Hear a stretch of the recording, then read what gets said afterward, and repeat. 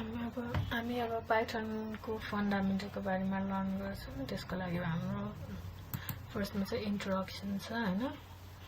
त्यो चाहिँ अब इन्ट्रोडक्सनमा के भनेको छ भन्दाखेरि Python is one of the easiest programming language to learn and अब पाइथन युज गरेर चाहिँ भेरियस वेबसाइटहरू बनाएको छ, जुन मोस्टली फेमस वेबसाइटहरू चाहिँ के भन्दाखेरि YouTube, Instagram, Netflix, Spotify, Pinterest, and now you will also be learning this programming language. Let's get started. Next is in programming we always start learning by writing a simple code to print hello world. To print something in Python we use print function. हामी चाहिँ Python मा print गर्नको लागि चाहिँ print function use गर्छौं, and inside this parenthesis we can put the value that we want to Python to print हैन। print function भित्र चाहिँ अब print function use गरेर चाहिँ हामीले print गर्छौं, अनि हामीले print function को यो parenthesis भित्र चाहिँ भ्यालु दिन्छौं नि त हामीले त्यही भ्यालु चाहिँ हो print हुन्छ। जस्तै अब यहाँ के भनेको छ print hello world भनेर print गरेको छ, त्यही भएर अब print गरेछ। अनि अर्को अब you want to print a string value, that's why we use double quotation to wrap the phrase. string हाम्रो string को लागि double quote use हुन्छ, त्यही भएको कारणले चाहिँ हामीले यहाँ अब यो हेलो वर्ल्ड को लागि चाहिँ एउटा स्ट्रिङ भयो, त्यसलाई चाहिँ प्रिन्ट गर्न हामीले डबल कोट भित्र राख्यौं, अनि त्यही प्रिन्ट गरिनको लागि चाहिँ डबल कोट भित्र राखेपछि अब हाम्रो चाहिँ यहाँ हेलो वर्ल्ड भनेर प्रिन्ट हुन्छ। अब त्यसपछि अब हामीले च्यालेन्ज दिएको छ, now it's your turn to print hello world भनेछ। अब हाम्रो चाहिँ यहाँ एडिटर यहाँ के छ भन्दाखेरि अब यहाँ हामीले के गर्नुभयो प्रिन्ट गरेर हाम्रो डबल कोड यसरी हेलो वर्ल्ड भनेर राख्दियौं, अनि त्यसपछि रन द कोड गर्यौं। रन द कोड गर्दाखेरि अब हाम्रो त्यो करेक्ट भयो, त्यही भएर अब अचिभमेन्ट अनलक भनेर आयो, क्लोज गर्यौं हैन। अनि त्यसपछि कन्टिन्यू गर्यौं। अब कन्टिन्यू गरेपछि अब एक्सपेक्टेड आउटपुट भनेको चाहिँ के भन्दाखेरि every learner on the organisation must check whether their code is returning what the programmer intended to return. For that, people invented test case. Their purpose is to make sure that the program is doing what it meant to do. The test case tests your code and they return a success or fail whether you return the right or wrong output. The test case check if the output match exactly to the expected output. For example, if the expected output is hello world, we try to print hello.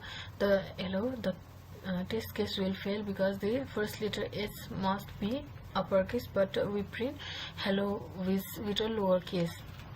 अब हाम्रो challenge चाहिँ के भन्दाखेरि हामीले hello world चाहिँ print गर्नु पर्यो भनेको छ। अब त्यसको लागि हामीले के गर्नु पर्यो प्रिन्ट, हामीले अब यहाँ के हेलो क्यापिटल एल हाम्रो हेलो प्रिन्ट गर्नुपर्छ। यसमा हाम्रो यसमा एक्सपेक्टेड आउटपुट भनेको क्यापिटल एच अनि हेलो अनि स्पेस अनि त्यसपछि क्यापिटल डब्ल्यू गरेर वर्ल्ड छ हैन, भनेपछि हामीले त्यसरी नै प्रिन्ट गर्नु पर्यो। त्यही भएर HELLO हेलो WRLD, अनि त्यसपछि हाम्रो चाहिँ एक्सक्लेमेटरी साइन पनि छ लास्टमा, त्यही भएर हामीले प्रिन्ट गरेर अब हाम्रो रन गर्यौं। रन गरेपछि अब हाम्रो आउटपुट चाहिँ करेक्ट आउनु पर्छ। यहाँ हेलो वर्ल्ड एक्सपेक्टेड आउटपुट यहाँ यस्तो छ, अनि त्यसपछि यो आउटपुट यस्तो छ, अनि एक्सपेक्टेड आउटपुट यो भनेपछि हाम्रो टेस्ट केस पनि पास भयो, त्यही भएर यो ग्रीन मार्क गरेर टेस्ट केस सक्सेस भनेर आयो हैन। त्यसपछि अब हाम्रो यो च्यालेन्ज सक्यो। त्यसपछि नेक्स्ट गरौँ हैन। नेक्स्ट गरेर चाहिँ अब अर्को छ numbers. Variables are the reference name given to the value in inner.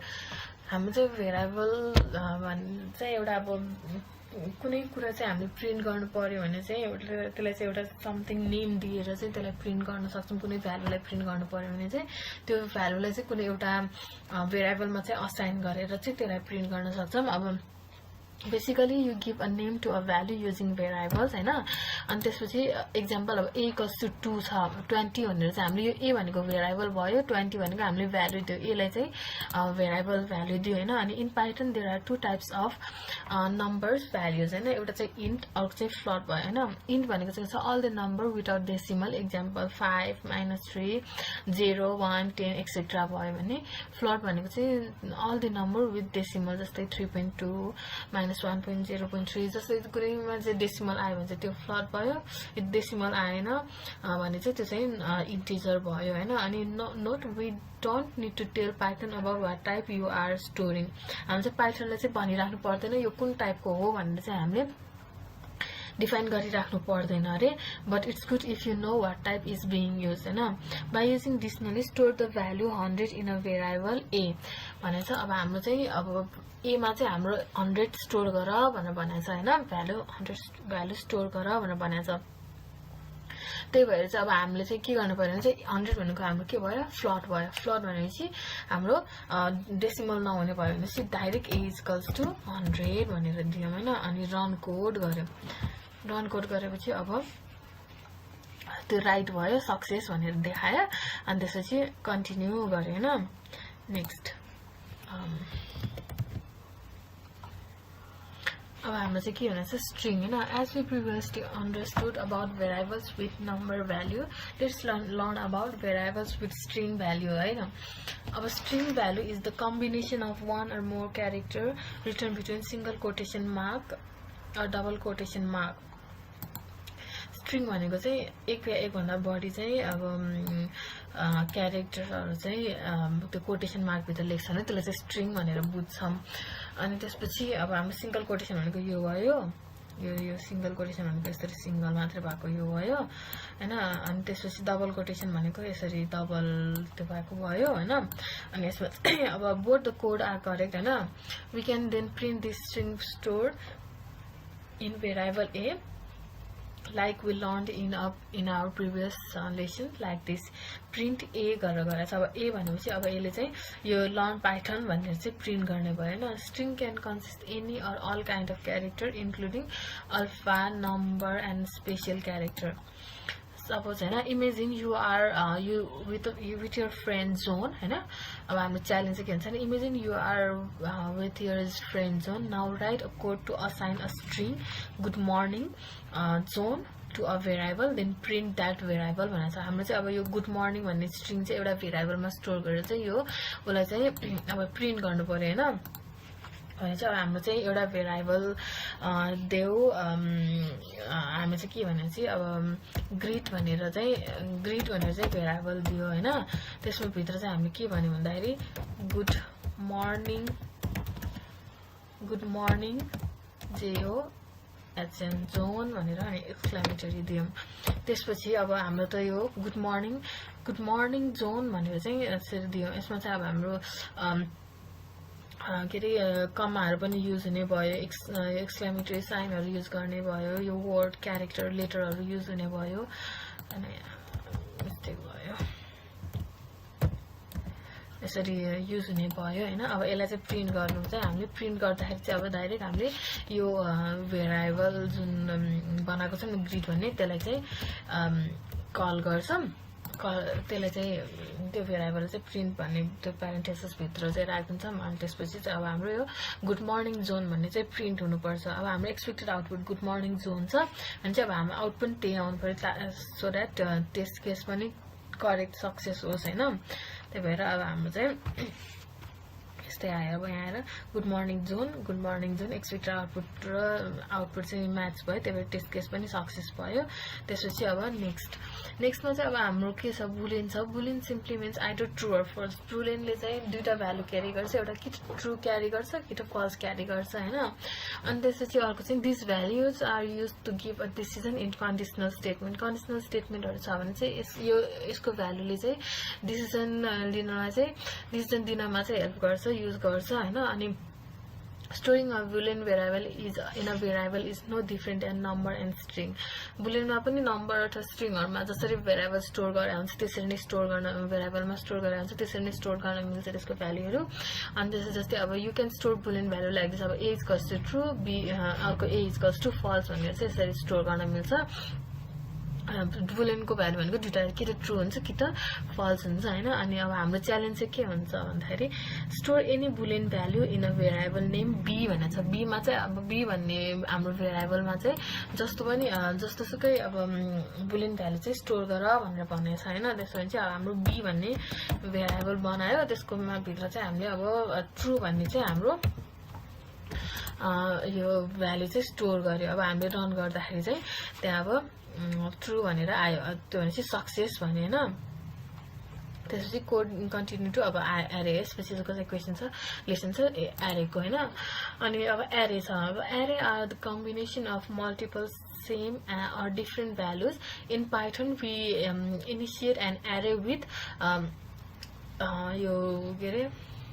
large bracket and large bracket बाट चाहिँ हामीले इनिशिएट गर्छौं एरेलाई अनि and inside this array bracket we put the value separated with a comma comma राखेर चाहिँ त्यसलाई भ्यालुलाई separate गर्छौं हैन for example the following array contains string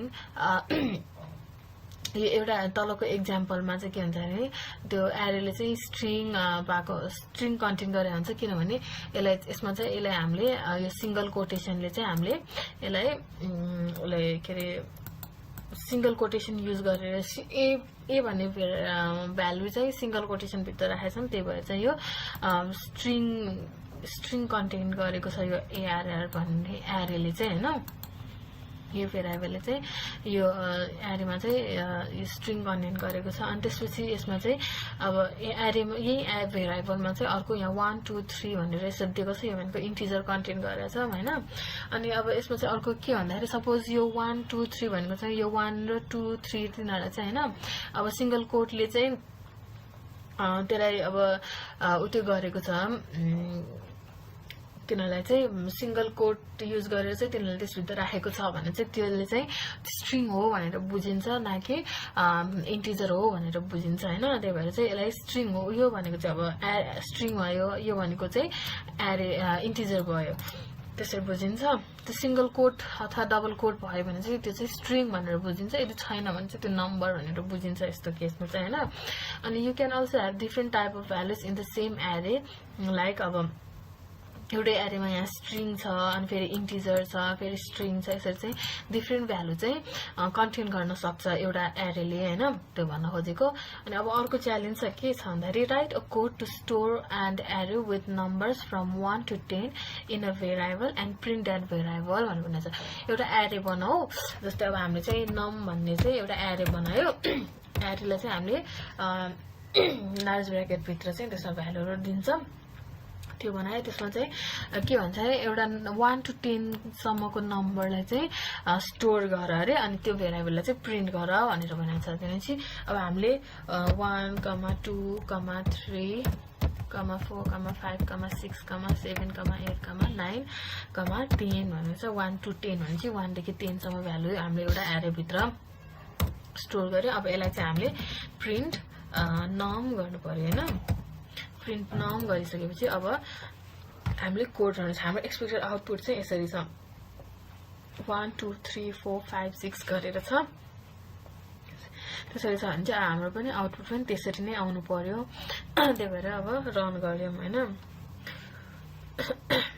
run गरेपछि हाम्रो फेरि सक्सेस भन्यो किन भन्दाखेरि यहाँ आउटपुट हाम्रो त्यसरी नै आयो एक्सपेक्टेड र आउटपुट चाहिँ राइट भयो टेस्ट केस पनि सक्सेस भयो पास भयो अब हामी कन्टिन्यू गर्छौं हैन अब अर्को अर्थमेटिक अपरेटर छ arithmetic operators are the symbol used to perform some mathematical operations. Some of the arithmetic operators are addition भनेको plus sign भइहाल्यो, subtraction भनेको minus sign भइहाल्यो, multiplication भनेको asterisk अथवा multiplication sign भयो, division भनेको यो slash वाला divide वाला भयो, अनि modulus भनेको यो mod को लागि mod sign भयो, percentage वाला sign भयो, अनि exponential भनेको चाहिँ double asterisk त्यो भनेको हाम्रो जस्तै a square b square भनेको स्क्वायर वाला हो नि exponential भनेको चाहिँ यसले चाहिँ double multiply ले चाहिँ रिप्रेजेन्ट गर्ने भयो अनि अर्को चाहिँ के हुन्छ भन्दाखेरि नोटमा चाहिँ के दिएको छ भन्दाखेरि modulus gives you the reminder which comes from dividing the first value from the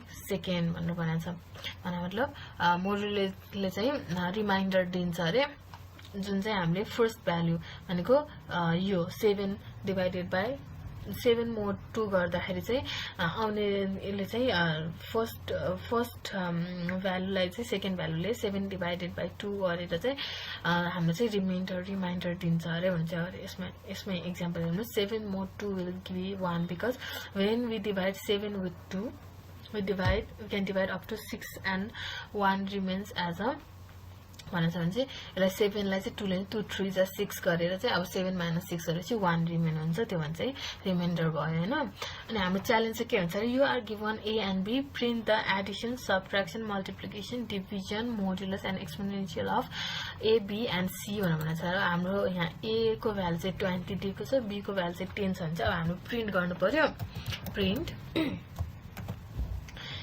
भन्यो हैन अब हाम्रो एडिसन प्रिन्ट गर भनेछ भने चाहिँ A plus B गर्यौं अनि त्यसपछि अर्को छ A plus B चाहिँ अर्को भनेको प्रिन्ट अब हाम्रो के गर्नु पर्यो सबट्र्याक्सन चाहिँ A minus B गर्नु पर्यो हैन अनि अर्को छ प्रिन्ट अर्को छ मल्टिप्लिकेसन गर्न चाहिँ A into B गर्नु पर्यो हैन अनि अर्को छ प्रिन्ट डिवाइड गर भनेछ A डिवाइड B गर्नु पर्यो अनि अर्को प्रिन्ट मोड गर भनेछ A पर्सेन्टेज मोड B भन्नु पर्यो हैन अनि अर्को छ प्रिन्ट एक्सपोनेन्शियल गर भनेर भनेछ